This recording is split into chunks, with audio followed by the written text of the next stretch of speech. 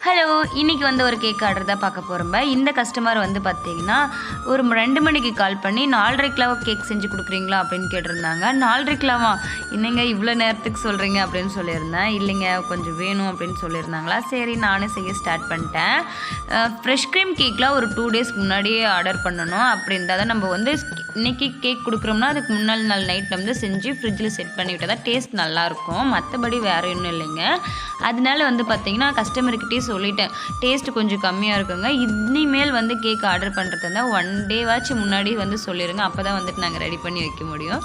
ஃபைனலா வந்து நான் செஞ்ச கேக் டிசைன் இதுதான். எப்படி இருக்குன்னு சொல்லிட்டு கீழ கமெண்ட் பண்ணுங்க. இது வந்து வெண்ணிலா ஃப்ளேவர் தான் செஞ்சிருந்தேன். அவங்க வந்துட்டு நீங்க எது இருந்தாலும் செய்யுங்க அப்படின்னு சொன்னாங்க. டைம் இல்லாதனால நான் வந்து சிம்பிளா வெண்ணிலா ஃப்ளேவர்லேயே செஞ்சு குடுத்துட்டேன்.